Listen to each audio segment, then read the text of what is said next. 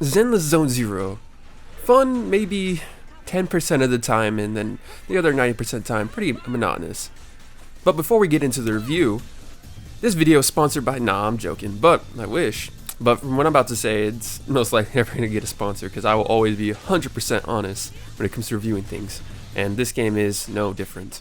So I'm going to break this video into 5 sections. Section 1, early game. Section 2, gameplay/combat. Section 3, visuals. Section 4, major problems. And Section 5, final thoughts. So let's get into Section 1, early game. So early game has a lot of cutscenes, and I mean a lot of cutscenes. Found it. Whoa, it's our lucky day! That's my strong box!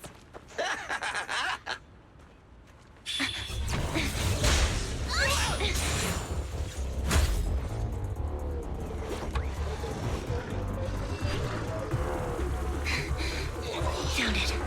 It's our lucky day. That's my strong box! And if you're here mostly for the combat, like I was when I saw the trailers, you're just like, oh my god, let me get to the combat. But it's not necessarily a problem with the game. Maybe it's just a necessary problem with the pacing, because it is so many cutscenes right at the start of the game, and very little actual gameplay. But maybe you're into story. I'm personally not into this game's story. I'm not personally into any of the Hoyoverse game stories. They're all rather boring to me. But if you're into that, you're into that. You get to do combat maybe like 10% of the time, the other 40% of the time you're doing cutscene, and the other 50% of the time you're in that stupid TV puzzle minigame, which we'll get over once we get to the gameplay section. Now, this isn't knocking like the cutscenes or anything. A lot of the cutscenes look really, really good, but I'm just not entertained by any of the characters. They're all rather boring, one note, one-dimensional characters.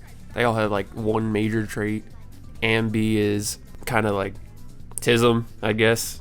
She doesn't talk very much, and she says weird things.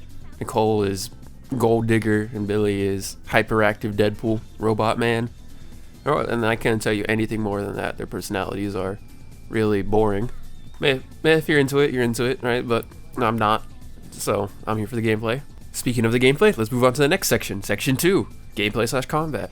So this is why I came to the game, and this is how I want to review it. And I will say, it is smooth. But is it deep? No, it's not.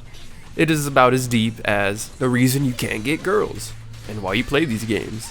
I'm kidding. But of course, the combat is as shallow as a puddle. So let's talk about the main combat system. So the main thing that makes this combat system unique is the switch mechanic. It's basically like a really, really light version of Devil May Cry. And I mean really light, because there's not like a combo system, there's not like a style bar, there's none of that. So you have like 2 buttons that are going to be pressing 90% of the time. Your mouse click and your space bar, and that's everything else is just extra. You really don't have to use it. You just use, like, unless you want to use your ultimate or your E ability, which you build up energy by using your mouse button, which you're gonna use because flashy. The best part about this game is the flashiness, but it gets extremely repetitive really quick because all the characters have the same animations. They don't have any variations. It's just like they needed more time in the oven to cook up more animations for every character, because it gets really, really boring quick. And I mean boring, because this game is not deep at all in its combat system. You're just going to be waiting for them to hit you, do a perfect switch. They'll get stunned for like 30 million years. Keep hitting them, spam E, spam Q, keep switching, just keep switching. Every perfect parry. It's really easy, even on the challenge mode. It is so easy. And you'd be like, oh, no. It's just because you're in the early game. No. This is just a really easy game in general. Like, if you've played any real game with combat that's not like this, you'll know this game is extremely easy. Like, parrying in Sekiro is probably the closest thing you can think of. But Sekiro parrying doesn't just give you like a free 30 million second stun, then you can just keep wailing on the guy for like 40 seconds because they have a bunch of HP in this game. So people say, oh, you're spamming, that's why it's not fun. It's just spam. These guys got so much health, and there's like no thought you need to put into it besides, oh, they're about to hit me, I should probably switch and do the cool parry. That's about as deep as it goes, really. Sure, there is the equipment system, but that's just a numbers thing. It just makes you kill stuff faster. It doesn't change the underlying gameplay loop. Speaking of gameplay loop, oh my god, you only get to do combat like 20% of the time. The rest you're doing these stupid TV puzzles. Like, why do these TV puzzles even exist? These are literally the main reason I don't want to play this game, because I have to do these stupid TV puzzles anytime I do a mission. Like, why? Who thought these TV puzzles were fun? Like, maybe for like a secret minigame, yeah. But for like the main gameplay progression, it's 80% TV puzzles and 20% combat. Like, that balance is trash. It's trash. Like, I don't know what to say. Like, the combat is fun once in a while. It is extremely flashy. That's why I wanted to try it out in the first place. I thought it was like, oh, this is like Devil May Cry, but anime. I mean, Devil May Cry is pretty anime already, as you get, but like, this is like pure anime. I was like, okay, it's made by mihoyo, so it can't be that bad. I mean, the game looks great.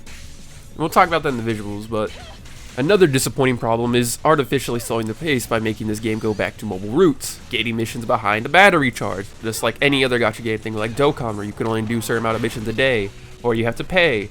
So it just makes it even worse when you're just like, well, I guess I just have to stop now because the game is making me stop. And it doesn't feel like a mobile game, so when it happens, it just feels like a big old slap in the face. But whatever, they want to keep players engaged over a long period of time, not a short period of time.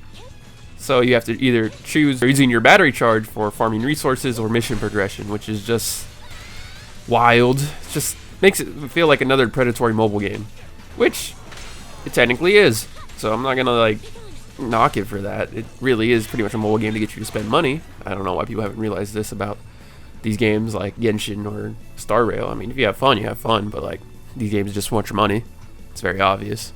So let's move on to the fourth section of this video, visuals, which is probably where this game shines the most. Although the combat areas are really bland, very like just boring city, broken places, the hub is pretty nice. It looks pretty good. It reminds me of like Persona 5 and like Jet Set Radio kind of visuals. Very chilled out kind of like visuals. It's like post-apocalyptic, cyberpunk.